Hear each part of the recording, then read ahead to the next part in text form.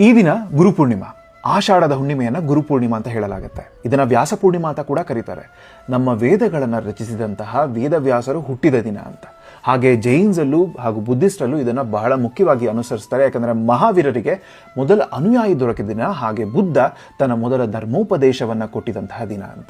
ಈ ದಿನ ನಮ್ಮ ಜೀವನದಲ್ಲಿ ಅದೆಂಥದ್ದೇ ಆಗಿರಲಿ, ಯಾರೇ ಆಗಿರಲಿ, ನಮ್ಮ ಗುರುಗಳಾಗಿರಲಿ, ನಮ್ಮ ಸ್ನೇಹಿತರಾಗಿರಲಿ, ತಂದೆ ತಾಯಿ ಆಗಿರಲಿ, ಅಥವಾ ನಾವು ಆರಾಧಿಸೋದು ಯಾರೇ ದೇವರಾಗಿರಲಿ, ನಮ್ಮನ್ನು ಸ್ವಲ್ಪನಾದರೂ ಕತ್ತಲಿಂದ ಬೆಳಕಿನೆಡೆಗೆ ಕರ್ಕೊಂಡು ಬಂದಿದ್ರೆ, ನಮಗೆ ಒಂದು ಸಂದರ್ಭದಲ್ಲಿ ಬೇಕಾಗಿರ್ತಕ್ಕಂತಹ ಜ್ಞಾನವನ್ನು ಕೊಟ್ಟಿದ್ರೆ, ಅವ್ರನ್ನ ನೆನೀತಾ ಅವರಿಗೆ ವಂದನೆಗಳನ್ನು ಅರ್ಪಿಸೋದೇ ಗುರುಪೂರ್ಣಿಮದಲ್ಲಿ ನಾವು ಮಾಡೋ ಕೆಲಸ.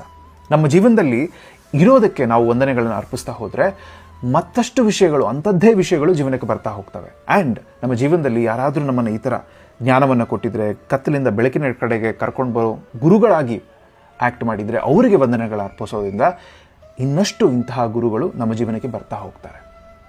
ನಮ್ಮ ಜೀವನದಲ್ಲಿ ಯಾರೋ ಏನೋ ಮಾಡಿ ಹೋಗಿರ್ತಾರೆ, ಏನೋ ಒಂದು ಕೆಟ್ಟ ಸಂದರ್ಭ ನಡೆದಿರುತ್ತೆ, ನಾವು ನನಗೆ ಯಾಕೆ ಹಿಂಗಾಯಿತು ಅಂತ ಕೇಳೋ ಬದಲು ಇದ್ದು ಅಥವಾ ಇವರು ನಮಗೆ ಏನು ಹೇಳ್ಕೊಡೋ ಪ್ರಯತ್ನ ಮಾಡ್ತಾ ಇದ್ದಾರೆ ಅಂತ ಕಲಿಯೋಕೆ ಹೋದರೆ ಅಲ್ಲೂ ಕೂಡ ಕಲಿಯೋಕೆ ಸಿಗುತ್ತೆ.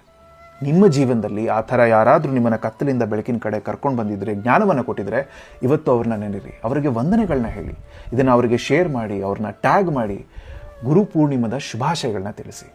ಗುರುಪೂರ್ಣಿಮದ ಶುಭಾಶಯಗಳು.